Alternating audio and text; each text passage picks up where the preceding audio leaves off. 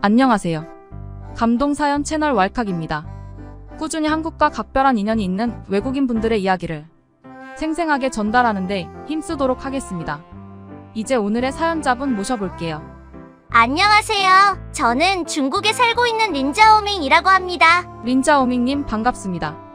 오늘 어떤 이야기를 들려주시려고 왈칵에 방문해 주셨나요?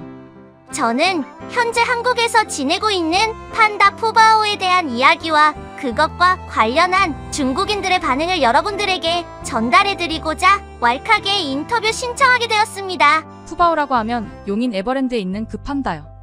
너무 귀엽고 사랑스러워서 저도 애정하는 판다예요. 어떤 이야기인지 너무 궁금합니다. 이제부터 린자오밍님의 사연 소개 부탁드립니다. 저는 현재 중국 광저우에서 작게 패션 사업을 하고 있지만 몇 년 전만 해도 동물원 사육사로 일하고 있었습니다. 어릴 적부터 동물을 워낙 사랑해서 사육사가 되는 게 꿈이었고 성인이 되고 대학교에서 동물학 공부를 한 다음 사육사게 되었습니다. 동물 중에도 특히나 제가 사랑하는 동물은 바로 판다였습니다. 어느 날은 연수 교육차, 지금은 한국에 있는 러바오와 아이바오가 있는 곳으로 파견 간 적이 있었습니다. 그때 보았던 사람이 지금 한국 에버랜드에서 판다들의 사육사로 일하고 있는 강철원 사육사였습니다. 공교롭게도 제가 파견 갔던 시기와 강철원 사육사가 러바오, 아이바오를 한국으로 데려가기 위해 2개월간 중국에서 머문 시기가 동일했던 거죠.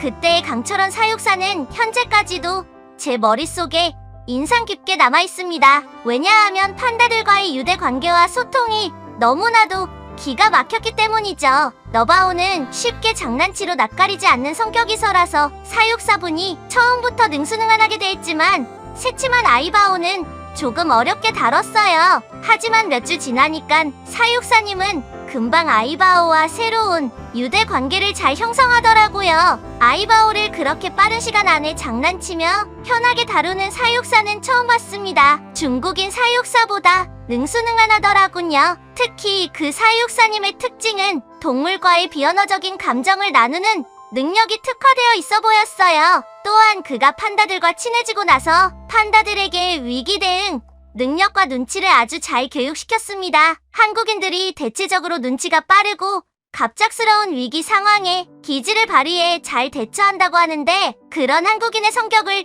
동물 교육에도 잘 접목시킨 것 같더군요.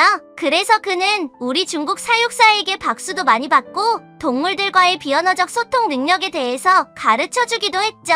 그렇게 2개월이란 시간이 흐르고 강철원 사육사는 관계자들과 함께 러바오와 아이바오를 데리고 한국으로 넘어갔습니다. 저 또한 파견 교육 연수를 6개월 정도 더 마친 다음 제가 기존에 근무하고 있던 동물원으로 돌아갔죠. 궁금한 게 하나 있습니다. 중국은 러바오와 아이바오를 한국에 판 것인가요? 아님 증여한 건가요? 많은 분들이 궁금해하더군요. 그것은 그냥 준 것도 아니고 한국에 판 것도 아닙니다. 바로 대여해 준 것입니다. 중국에서는 1950년대부터 외교 효과를 극대화하기 위해서 중국 내 희귀 동물인 판다를 다른 나라에 임대해주는 판다 외교를 펼치기 시작한 거죠. 아이바오와 러바오도 에버랜드와 한국에게 선물하는 형태를 띠고 있지만 엄밀히 말하자면 그것은 임대였습니다. 러바오와 아비아오의 비자는 15년 정도고 1년에 13억 정도의 대여료를 현재 한국으로부터 중국 정부가 받고 있는 것이죠. 그래서 2031년경에는 아마 중국으로 반환되지 않을까 싶습니다. 멸종 위기에 처한 야생동 식물을 보호하고자 체결된 워싱턴 조약에 따라 세계 자이언트 판다의 소유권은 중국에 있습니다. 그래서 다른 나라에서 판다의 소유권을 주장할 수도 없고 그냥 주고 싶다고 선물 줄 수 있는 것도 아니지요. 그런데 한참 러바오, 아이바오가 한국인들의 사랑을 받고 있던 2020년경 놀라운 일이 발생한 것입니다. 바로 러바오, 아이바오가 새로운 생명을 탄생시킨 것입니다. 이 사실은 중국뿐만 아니라 세계적 이슈처럼 보도되곤 했습니다. 그도 그럴 것이 판다는 가임기가 1년에 딱 3일 뿐입니다. 그리고 독립 성향이 매우 강하고 까탈스러운 성격을 가지고 있죠. 그래서 판다가 임신하는 확률은 극히 드물고 희박합니다. 이것이 바로 판다가 지구상에 희귀종일 수밖에 없는 이유인 것이지요. 중국 사육사들도 그들의 짝짓기 타이밍을 잡기에 굉장히 어려움을 느끼는데 그 놀라운 일을 한국의 사육사인 강철원 사육사가 성공시킨 것입니다. 뭘 해도 할 것만 같았던 중국에서 2개월간 보여준 그의 능력이 한국에 돌아가서 빛을 발한 것이지요. 러바오와 아이바오 사이에서 태어난 새 생명의 이름은 행복을 주는 보물이라는 뜻을 가진 푸바오였습니다. 이 놀라운 푸바오의 탄생은 외신들을 떠들썩하게 만들었고 현재 중국 사육사들 사이에서 강철원 사육사는 거의 롤모델로 꼽히고 있지요. 근데 이런 대단한 사육사가 관리하고 있음에도 불구하고 푸바오가 세상에 태어나자 중국 여론은 푸바오를 빨리 중국으로 데려오라고 한동안 떠들썩했습니다. 그도 그럴 것이 평소 한국의 한류 문화와 케이팝이 해외에서 유명해니깐 세계의 중심인 중국이 한국보다 뒤처지면 안 된다는 생각을 중국인들은 가지고 있었죠. 근데 그 와중에 중국 사육사도 힘들어하는 판다 짝짓기를 한국에서 성공시키니 배가 아파 죽겠는 거예요. 중국 사람들이 푸바오 반환을 강하게 요구하는 또 다른 이유가 있습니다. 판다는 4살이 되면 번식을 해야 하므로 독립을 해야 하거든요. 그런데 한국에는 현재 자기 부모인 러바오, 아이바오 밖에 없으니까요. 부모와 결합하여 번식을 시킬 수는 없지 않습니까?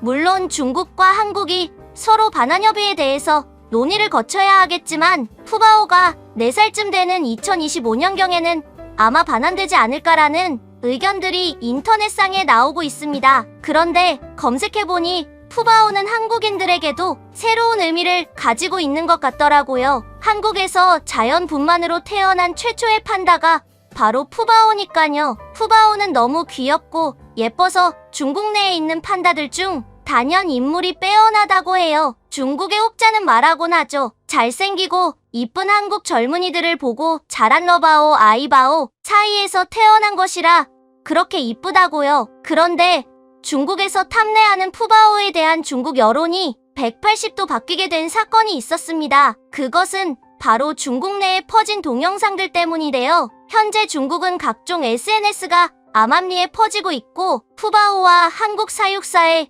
유대 관계가 잘 보여지는 영상들이 SNS를 타고 중국 전역으로 퍼지게 된 것입니다. 푸바오를 자기 새끼인 것 마냥 살뜰히 챙기는 강철원, 송영관 사육사들의 모습이 비춰진 것이죠. 워토라는 영양식을 직접 만들어 먹이며 원래 판다는 예민해서 배와 가슴을 사람에게 내놓지 않는데 사육사들이 배를 말랑거리며 만져도 예민하게 굴지 않더군요. 사육사들이 어딜 가나 계속 따라다니며 놀아달라는 영상도 있고 애틋하게 서로 눈을 맞추며 웃는 영상들도 많이 보였습니다. 그리고 특히 송영관 사육사에게 푸바오가 다리를 붙잡고 놀아달라며 떼쓰는 모습은 조회수를 몇백만이나 기록하며 화제가 되기도 했죠. 그런 일련의 모습들을 동영상으로 본 중국 네티즌들은 푸바오가 진짜 자기 할아버지인 마냥 따르는데 저걸 어떻게 강제로 떼어놓냐? 저렇게 위대한 사육사에서 길러지고 있는 아이가 좀 더 있게 놔둬라. 중국에 오면 푸바오는 그냥 판다일이다. 근데 한국에서는 공주님 취급받네. 등등의 기존에 빨리 중국으로 푸바오를 반환해달라는 여론과는 사물 다른 의견과 태도를 내비추고 있는 것이죠. 푸바오가 저렇게 행복해하는데 그냥 한국에 살아라라는 마음인 거예요. 아마 2025년이 되었을 때도 중국의 여론이 이런 의견이라면 푸바오가 한국에 더 오래 있을 수도 있지 않을까요? 피보다 더 진한 유대 관계로 형성된 판다와 한국 사유사분들, 그들의 이별이 절대 빠르게 다가오지는 않았으면 좋겠네요. 중국인 린자 오밍님의 감동 사연 잘 들었습니다. 그러기요. 내 자식 같은 푸바오를 다시 타지로 보내야 한다니. 제가 다 마음이 아파옵니다. 부디 푸바오와 사육사분들이 누구 하나 슬프지 않았으면 하는 바람입니다. 지금까지 감동 사연 채널 왈칵이었습니다. 감사합니다.